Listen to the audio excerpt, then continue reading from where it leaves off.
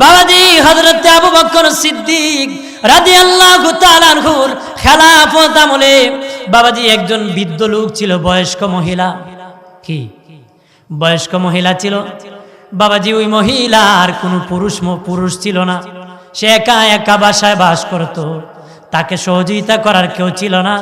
মহিলার একটা চামড়ার টাঙ্কি ছিল, ওই টাঙ্কির মধ্যে মানুষ যায় পানি দিত। ওই মহিলা পর্দার সাথে গোসল করত আর অজু করত। ওই মহিলার টাঙ্কির মধ্যে সকলে পানি দেয়। হযরত ওমর ফারুক রাদিয়াল্লাহু তাআলা আনহু বলেন, আমি ওই মহিলার টাঙ্কির মধ্যে পানি দিব। তখন ছিলেন খলিফা হযরতে আবু বকর সিদ্দিক, বাদশা ছিলেন। ওমর ফারুক বলেন, সন্ধ্যা রাত্রিতে যাব না, গভীর রজনীতে যাব, কারণ মানুষ দেখলে আবার বললে ওমর কেন পানি দিচ্ছে, মানুষ বলবে ওমর তো কেন দিতেছে। বাবাজি দুস্থ বুজুর্গরা, রাতে যখন গভীর হয়ে গেল, ওমর ফারুক রাদিয়াল্লাহু তাআলা আনহু পানি দেওয়ার জন্য যখন গেলেন, যায় দেখেন কিছুক্ষণ আগে ওই বৃদ্ধ মহিলার পানির টাঙ্কিটা জানি কে ভরে দিয়ে গেছে। উনি বললেন, কে রে আমার আগে এই টাঙ্কিটা ভরে দিল? আর একটু আগের দিন আসতে হবে, পরের দিন একটু আগে আসবো। উনি আগে আসিয়া দেখে, উনি আসার আগে কে জানি পানি দিয়ে ভরপুর করে দিছে। ওমর ফারুক বলে, কে রে সে? আমি আসার আগে রে পানি দিয়ে যায়, কে হতে পারে? মনে হয় জিন্নাত হইব, মনে হয় জিন হবে। আমি আসার আগে পানি দিয়ে যায়। আগামীকাল সন্ধ্যা হলে আমি রাস্তায় দাঁড়িয়ে থাকবো, দেখবো কে রে মহিলাকে পানি দিয়ে যায়। আর জোরে কর। আমিরুল মুমিনিন হযরত ওমর ফারুক রাদিয়াল্লাহু তাআলা আনহু রাস্তায় দাঁড়িয়ে আছেন, ভাবতেছেন দেখি কে পানি আনিয়ে দেয়। বাবাজি রাত যখন অন্ধকার হয়ে যায়, দেখলেন একটা মানুষ পিছনে চামড়ার টাঙ্কি, ওই সময় চামড়ার টাঙ্কি ছিল পানির, বাবাজি পিছনে এইভাবে ঝুলাইয়া রাখছে। চেহারা ডাকিয়া আস্তে আস্তে করে মহিলার বাড়ির দিকে আসতেছে। ওমর ফারুক রাদিয়াল্লাহু তাআলা আনহু বলেন, এই লোকটা তো জিন হবে না, কারণ জিন তো এত দুর্বল হতে পারে না, এই রকম জিন তো দুর্বল হতে পারে না, এটা যে কোনো বুড়া হবে, বুড়া মানুষ পানি দেওয়ার জন্য এসেছে। ওই বুড়া কে রে আমার আগে সওয়াব কামাই করতেছে, এই মহিলার টাঙ্কিতে পানি দিচ্ছে। হযরত ওমর ফারুক রাদিয়াল্লাহু তাআলা আনহু পিছনে পিছনে হাঁটিয়া, চাদরের নিচে দেখা যায় না চেহারা। উনি ভাবলেন আমি চেহারা টান দিয়ে, কাপড় টান দিয়ে তার চেহারা দেখবো কি। এমনি পিছনে যাইয়া হযরত ওমর কাপড় টান দিয়েছে, কাপড়ের নিচ থেকে কে বের হয়েছে জানেননি? যিনি খলিফাতুল মুসলিমিন আমিরুল মুমিনিন হযরত আবু বকর সিদ্দিক বের হয়ে এসেছে। এমনি ওমর ফারুক বিনায়া কান্দে, আবু বকর ভাই, আমি বড় বেয়াদবি করেছি, আপনি পানি নিয়ে যাবেন আমি জীবনও বিশ্বাস করি নাই।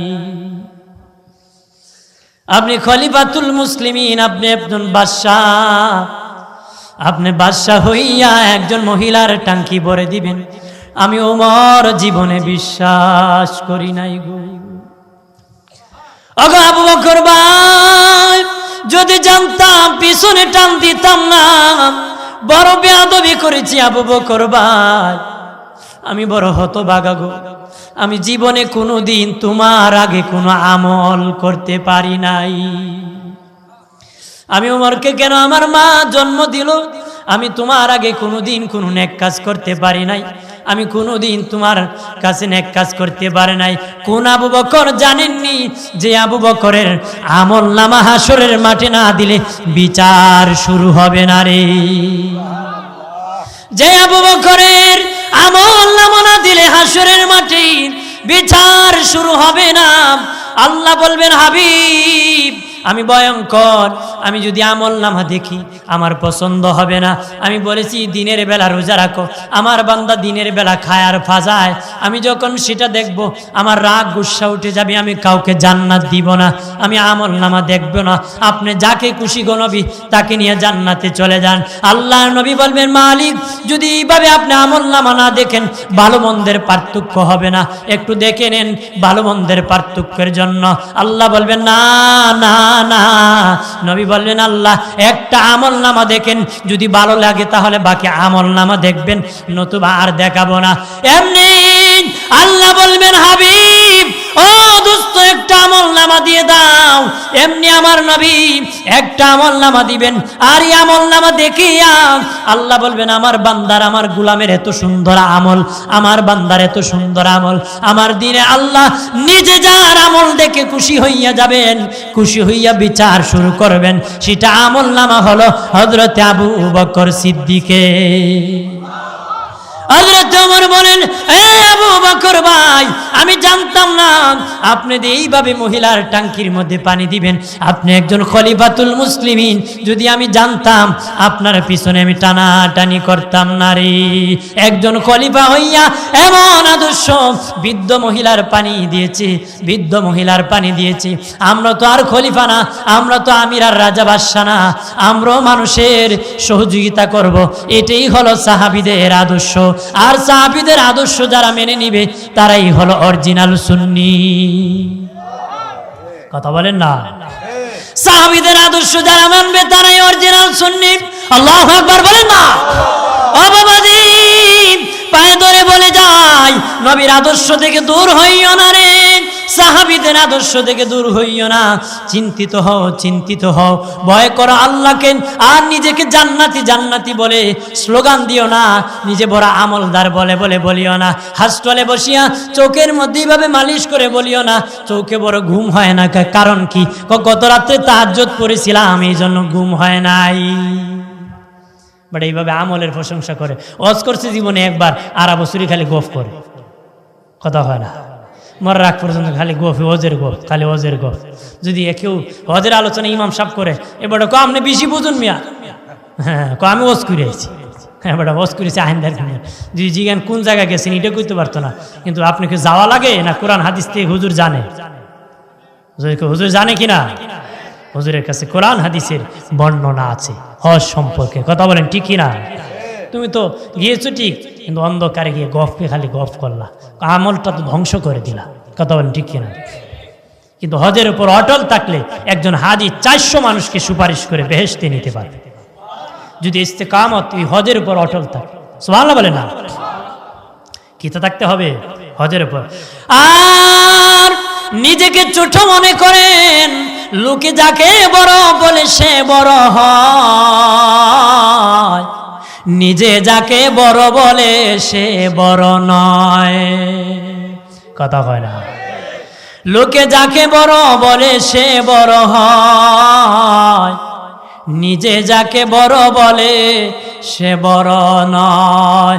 কবি বলেন কেউ যদি দাবি করে বেশি বুঝে, তাকে বৃদ্ধ আঙ্গুল উঁচু করে দেখাও, তুমি কিছুই বুঝো না রে, কথা কয় না?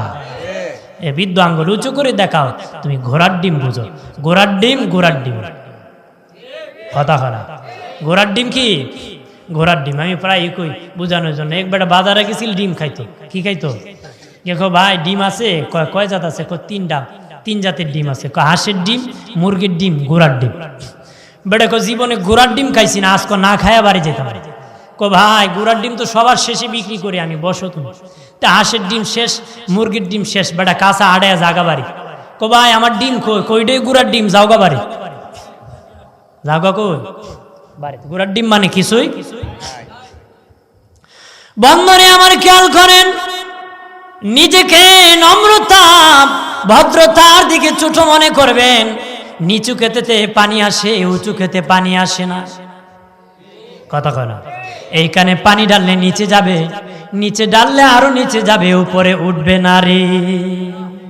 হযরত ওমর ফারুক আমিরুল মুমিনিন ওমর ফিল জান্নাহ নবী বলেছেন, তারপর ওমর ফারুকের চিন্তা, আমি কি জান্নাতে যাবনি?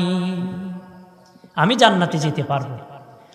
আমিরুল মুমিনিন হযরত হুযায়ফা ইবনে ইয়ামিনের বাড়িতে গিয়েছে। আল্লাহর নবী হুযায়ফা ইবনে ইয়ামিনের কাছে মুনাফিকের লিস্টটি রেখেছে। এই কথা বলার কারণ কি জানেননি? তারা জান্নাতের টিকিট পাওয়ার পর কত ছোট তাদেরকে মনে করতেন। জান্নাতের টিকিট পাওয়ার পর তাদের নিজেকে এত ছোট মনে করতেন। এটার জন্য হুযায়ফা ইবনে ইয়ামিনের বাড়িতে যায়, কয়, রে হুযায়ফা, আল্লাহর নবী তোমার কাছে মুনাফিকের লিস্টি দিয়েছে। হুযায়ফা রে, আমি জানতে চাই আমার নামটা কি ওই লিস্টির মধ্যে আছে নাকি? কি চিন্তা! হযরত হুযায়ফা কয়, আমিরুল মুমিনিন, নবী আমার কাছে দিয়ে নিষেধ করেছে, আমি শুধু জানবো কারো কাছে যেন নাম না বলি। এই উমরের চিন্তা, মনে হয় রে নামটা মুনাফিকের লিস্টিতে আছে। চিন্তাতে গুম হয় না, চিন্তিত হইয়া ঘুরি ঘুরি বৃষ্টির মধ্যে একদিন রাত্রে হুযায়ফার বাড়িতে যায়, কয়, হুযায়ফা রে, আমি আজকে যদি হুযায়ফা, আমি উমর যদি মরে যায়, আমি উমরের জানাজায় যাইবানি? হুযায়ফা ইবনে ইয়ামিনী বলে, আমিরুল মুমিনিন, এটা কি বলেন? আপনার জানাজায় যাব নাতে কারে জানাজায় যাব? সুবহানাল্লাহ বলবেন না?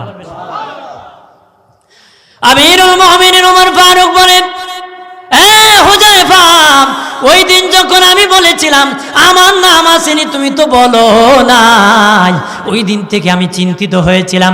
আর তুমি তো মুনাফিকের জানাজায় যাও না, আর আজকে আমি এসে তোমাকে কৌশল করে জিজ্ঞাসা করেছি, আমি উমর মরে গেলে তুমি জানাজায় যাইবানে?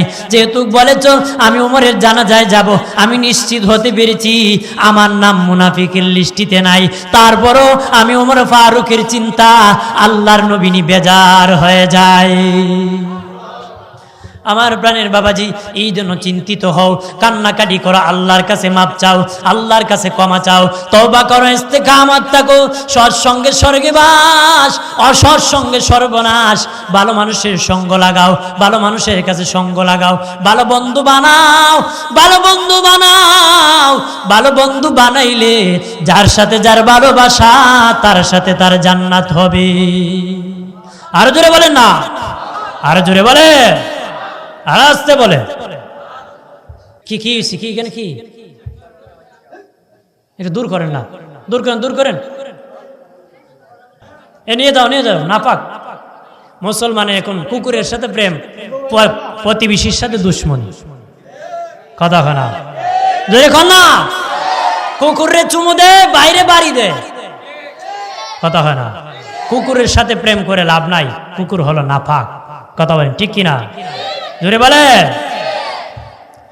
বন্ধনে আমার, আল্লাহ নবীর কুকুরের কথা এসে কইলায়, আল্লাহ নবীর হুজরার সামনে জিবরিল দাঁড়িয়ে আছে। জিবরিল প্রবেশ করতেছে না। নবী বলেন, জিবরিল কেন প্রবেশ করতেছ না? জিবরিল বলে, নবীজি গো, আপনার হুজরায় মনে হয় কুকুর প্রবেশ করেছে। যেন কুকুর যেখানে ফিরিস্তা সেখানে যায় না। আমি আর 5-7 মিনিট বলবো বলে মোনাজাত করে দিব, উঠবেন না। আলহামদুলিল্লাহ, ভালো মানুষ হয়েছে, আলহামদুলিল্লাহ বলে। অনেক সুন্দর হয়েছে না? বড় মাহফিলের মধ্যে চিল্লাচুল্লি বেশি হয়, আলোচনা কম হয়। আজকে একটা সুন্দর পরিবেশ। আমি আর কিছুক্ষণ বলবো, শুনবেন তো? তাবারুক আছে, নিয়ে যাবেন। সিন্নি আছে বাসা। হ্যাঁ, আমরা সুন্নি খাই কি? খাই কি? সিন্নি।